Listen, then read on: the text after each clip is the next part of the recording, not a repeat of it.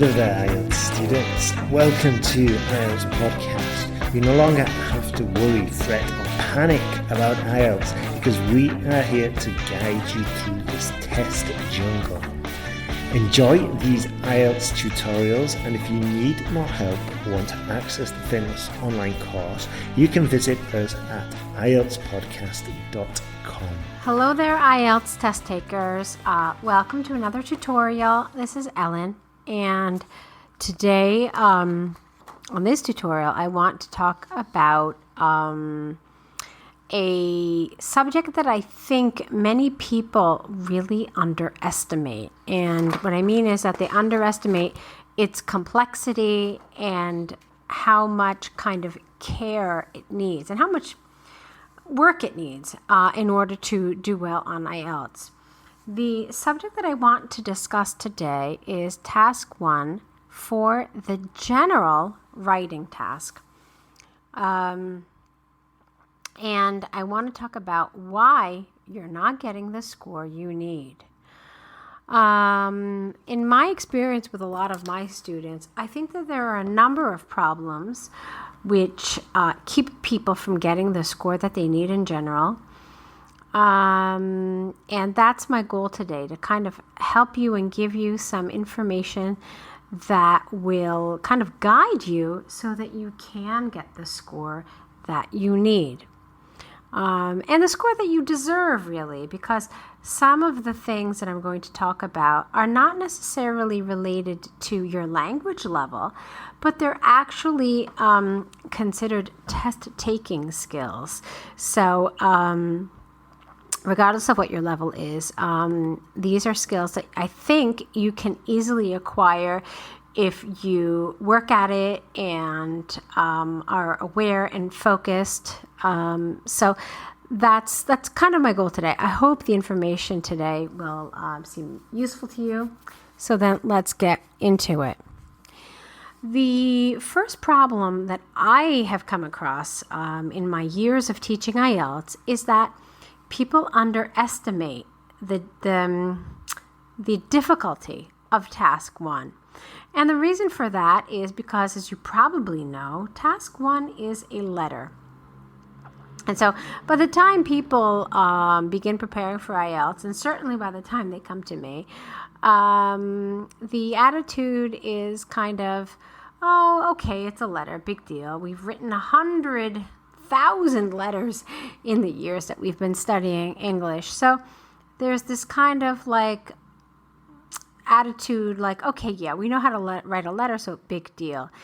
Yeah, well, there's some truth to that. However, it's not entirely true because the IELTS letter does have some certain tricky spots that really need a certain amount of awareness. And like I said before, some test-taking skills so that you can get the score that you deserve. So that's what I want to talk about. That's the first thing. I think that people don't realize that it's difficult. It's a sneaky letter at times. So together, I hope that we can talk about some of those sneaky areas. And this way, you know, knowledge is power. You can be aware of that and perform to the best of your abilities when you actually do take the test.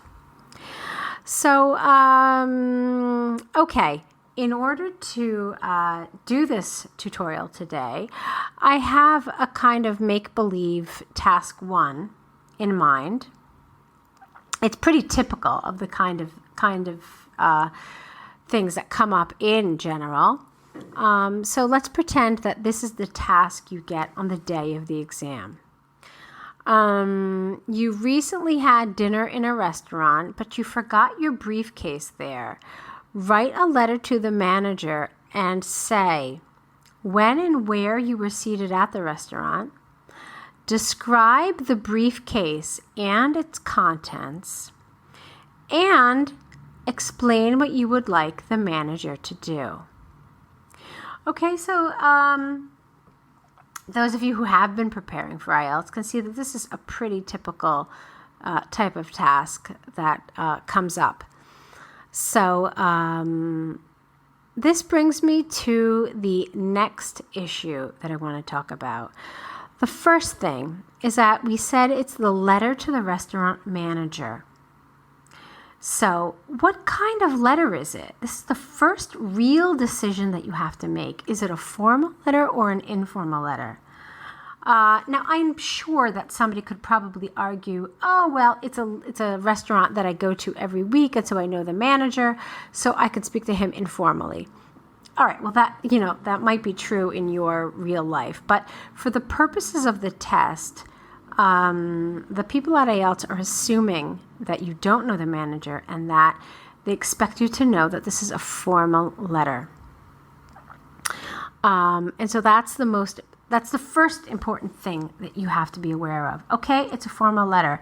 So what does that mean? That means that there are certain conventions to formal letter writing that need to be followed. So let's talk about what they are. This actually is the second problem that I see people taking IELTS come up with. Even after they've realized it's a formal letter, they don't exactly know how to approach that or what kind of language is necessary. So let's talk about some of the language you need to use in a formal letter. The first thing that I want to mention, and I think one of the most basic, is that we don't use contractions. So that means there should be no can't, won't, shouldn't, wouldn't, haven't, and so forth. All of these should be replaced with their full versions. So it should be cannot, would not, won't, will not, should not, and have not. Okay, write the whole word out. Another thing that we need to be aware of when we're writing a formal letter is that our language needs to be less direct. So we never come out straight and say, I want you to return my bag to me. It's considered too direct and, in a sense, rude. And a formal letter is all about being polite. So instead of, I want you to return my bag, we need to use language like, I would like you to return my bag. Okay, so here, the modal verbs are really important to us. Words like could, should, would, may, might. All of these modals that show a certain degree of politeness. So that's the first thing regarding polite language. The other thing is that in general, our language becomes less direct. So even if you want to say, can you give me back my briefcase tomorrow? You would never say that in a formal letter. So what we do is we use language to make this less direct. So a good example of that would be, I was wondering if it would be possible to come by the restaurant to retrieve my bag tomorrow. So the message is the same. What you're trying to say is the same, but what we've done is we've put this really kind of beautiful wrapping around this language to make it seem less direct, less harsh, and potentially less offensive. I was wondering if it would be possible to retrieve my bag tomorrow. What you're really saying is, can I come by and get my bag? But we have all these nice words to not distort the meaning, but make it less direct and aggressive. That's essentially what formal language does. It makes language sound less aggressive. Okay, so that's a little bit about register and about the tone of the letter. So let's talk about some other problems that IELTS test takers for the general test, some problems that they have. One thing is that the purpose of the letter is not clear. So what I see a lot of my students when they're just starting out and they start writing letters is they go straight into the bullets. So, dear sir or madam, I was at your restaurant last Thursday night at 7 p.m. and I left my briefcase there, so I would like to know if you can return it to me. Okay, they go straight into it. They go straight into those bullets.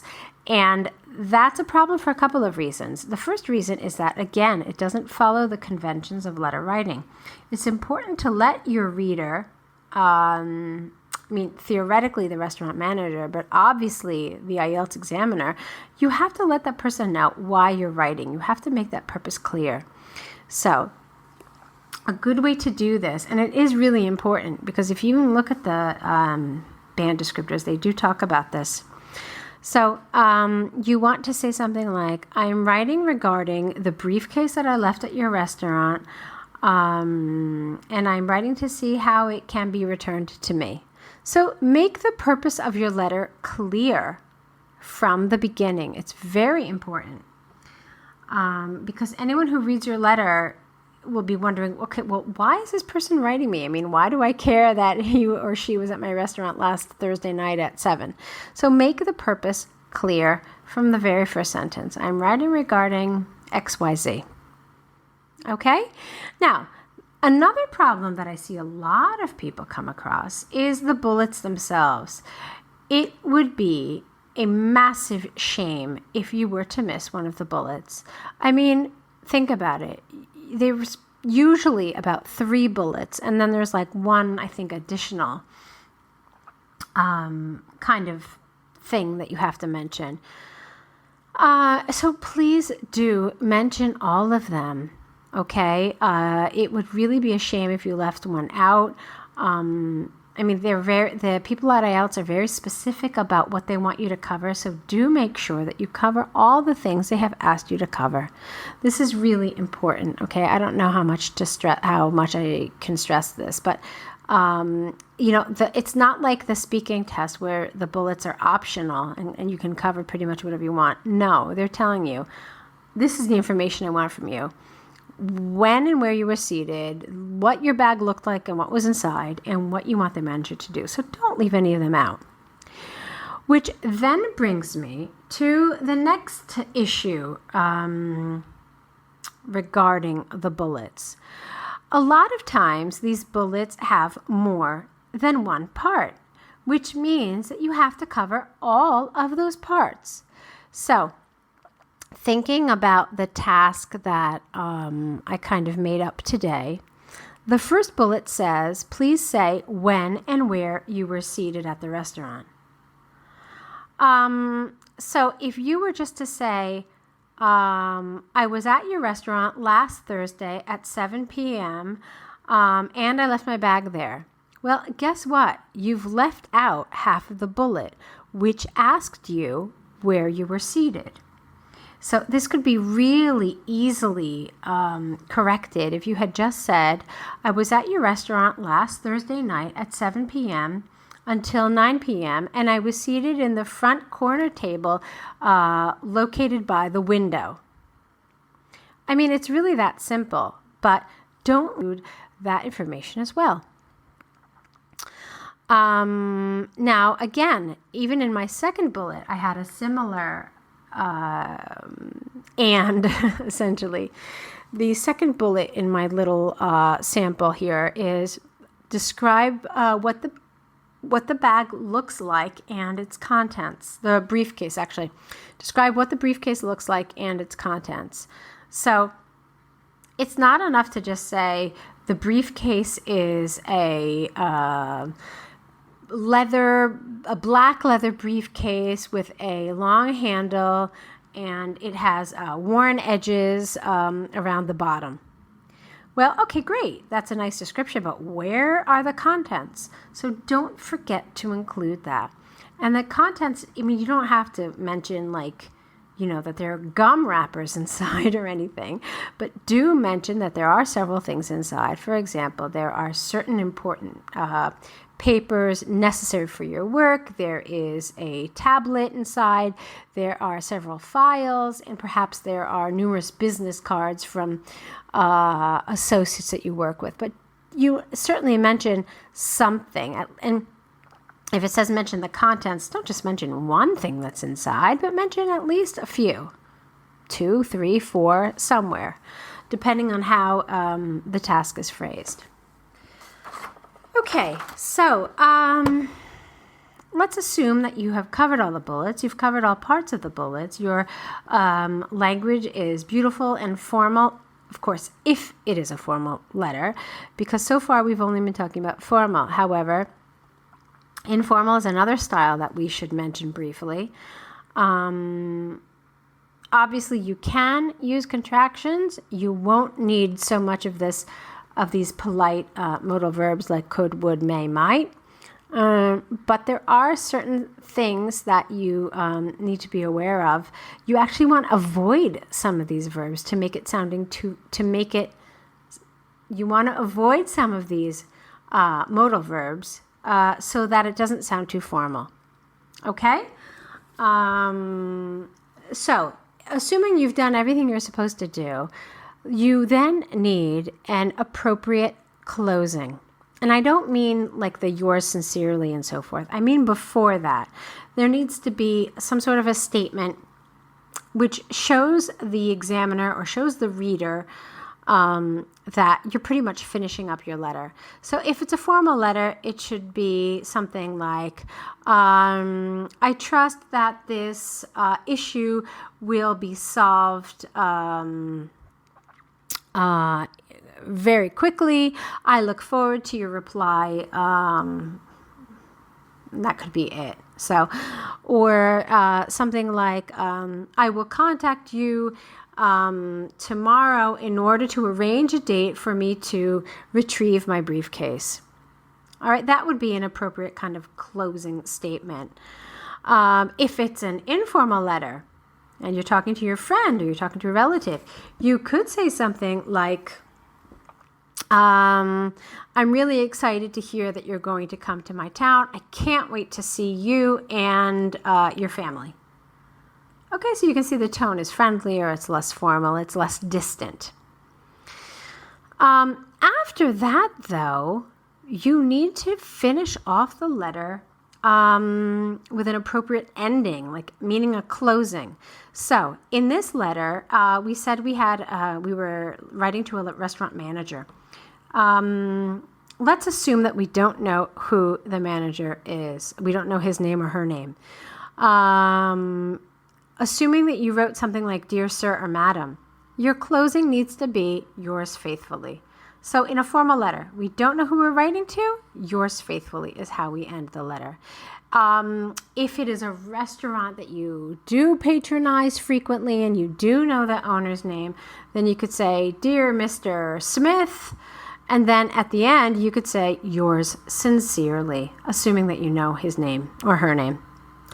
On the other hand, if you're writing an informal letter, something like warm regards, best wishes, lots of love, all of these would be appropriate.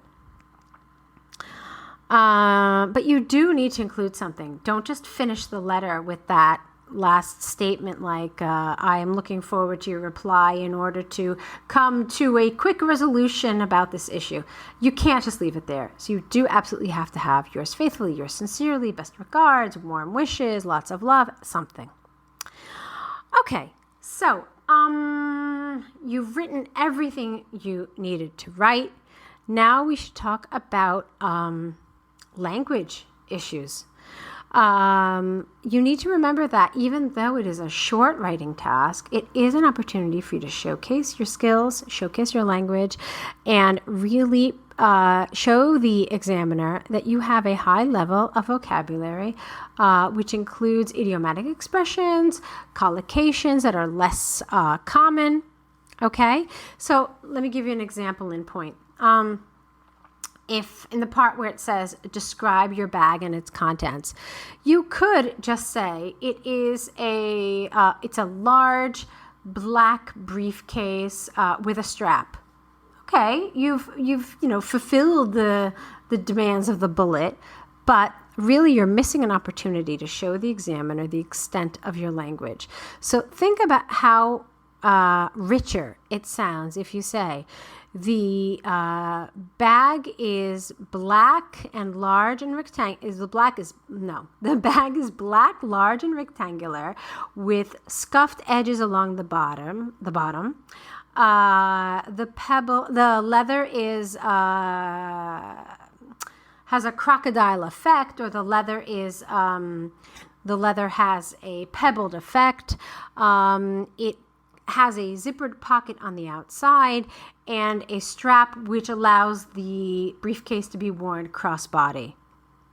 Okay, so really, I mean, you can actually imagine what the bag looks like with this level of detail. So take a chance and do it. Write it, even if you're not sure. When you're practicing for IELTS, make these kinds of descriptions. Sure, why not? Do it.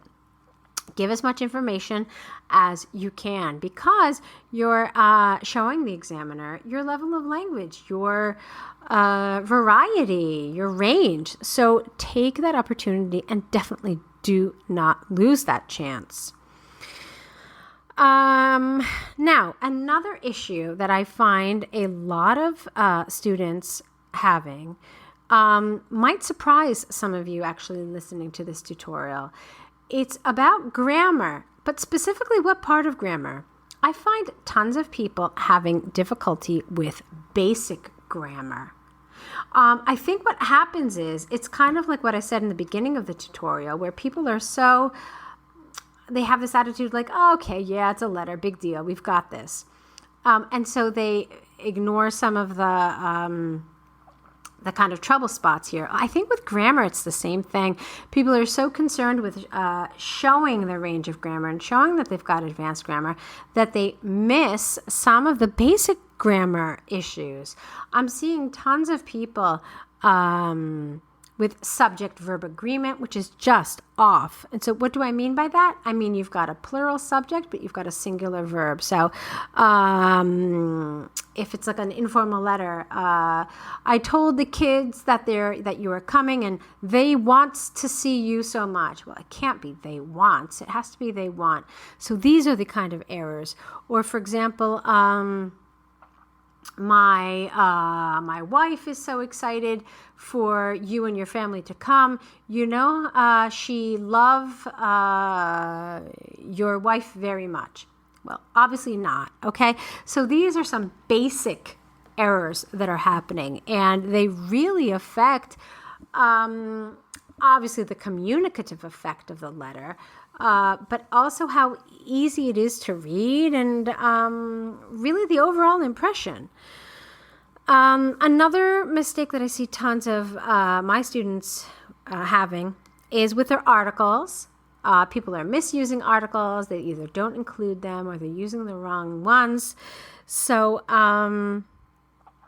using the when you shouldn't have anything, or using nothing when there should be an article. So I know article rules in English are tricky, but these are problems that can be dealt with. Which brings me to my next tip. Get feedback on your writing. It's so important. When you're preparing for IELTS, I know a lot of people love to self-prepare. They think, my language is at a high level, I'll be okay.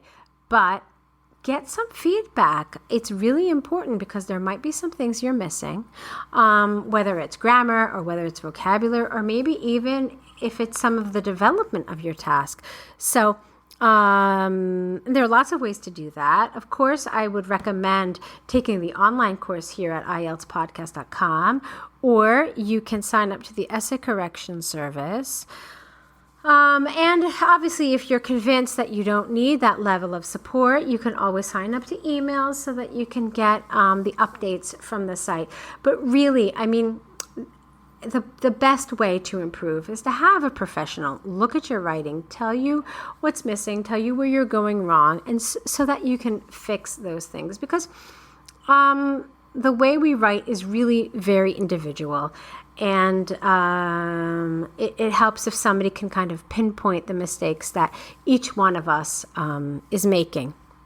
So I hope that this has been helpful. I hope that you find something in the pieces of advice that I had to offer today that will help you with general writing. And so until the next time, good luck, good job writing, and keep on writing, and keep at it. You're on your way.